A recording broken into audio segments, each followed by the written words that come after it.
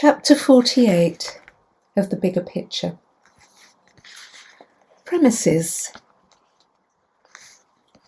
After the launch of Como in June, our work was really starting to take off. Events were successful and people were asking to join some of our groups. We were beginning to get noticed. We were still working out of our local village hall, which was fine in many respects, but certainly had its drawbacks. The main one being that we were amassing more and more stuff with nowhere to store it. Every time we met, we'd spend half an hour or so setting up, and then another half an hour packing everything away at the end of every evening. Jill and I started to think about how nice it would be to have a space of our own, where we could set everything up and just leave it. We'd sit and dream of somewhere safe, local, warm and dry, and above all, inexpensive.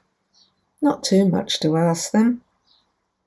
We didn't know it then, but we had set our intention in motion. It was around November time that Jill and I went into our bank to sort out a bank account. We didn't have any money, but I had an old account which hadn't been used for years. It had about £40 in it, so I thought we could simply use that for Como money, but Jill needed to be added onto the account. When we finished and left the bank, Jill turned to me and said, "We need to go in there," pointing to the estate agents across the road. "What? Are you mad? We haven't got any money."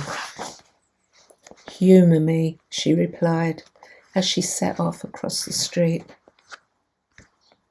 We went in, just looking at the properties on display, and it soon became clear that we couldn't afford anything on offer. We were so disappointed. Her more so than me, I think, as she was convinced there would be something there for us. Just as we were about to leave, one of the sales agents came over to us.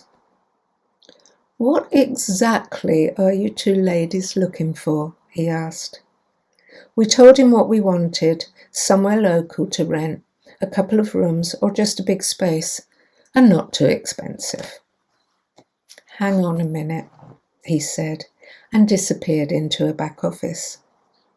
He came back a couple of minutes later, clutching some details that he thought might just interest us. "This might be just what you're looking for," he said, and handed us a couple of leaflets. We took the details and went back to Jill's house. We made a cup of tea and then pored over the leaflets. It looked good on paper, but we needed to go and look. We didn't have any money, but that didn't stop us from taking the next step. I phoned the estate agent and managed to get an appointment to view that afternoon. We were getting excited, but we tried to rein it in because it might turn out not to be suitable at all, and money was in short supply. The space was just one huge room with windows on two sides, which let in so much light.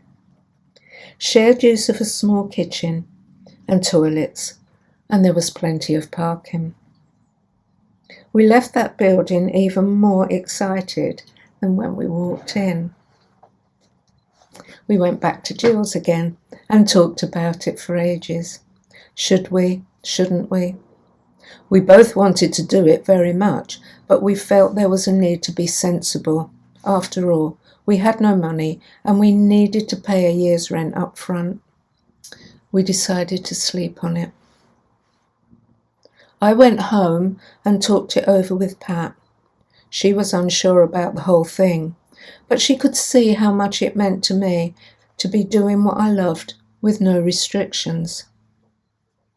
She offered to lend us the rent. Bloody hell, I have the most amazing people in my life. There were conditions attached, of course.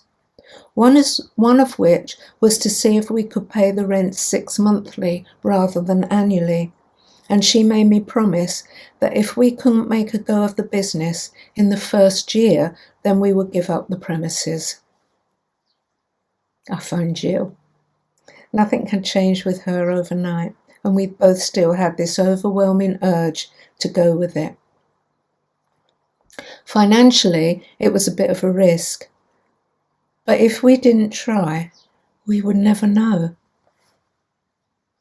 We phoned the estate agent and the deal was done. We moved into our new Como home the following January. I really felt that we were guided all the way. Everything went smoothly. We were so grateful for all the help that we were given from our guides, the universe, and Pat. We worked hard, and by the end of that first year, we had enough money to pay back Pat what she lent us, and also the following year's rent. We turned the room into a lovely space that had the most wonderful and calming atmosphere. We spent the following 10 years doing some fabulous work, and we met many, many wonderful people. Some fairly weird ones too. Above all, we had so much fun, so many laughs, and Jill and I were very, very happy there. So if you have a dream, ask the universe to help you.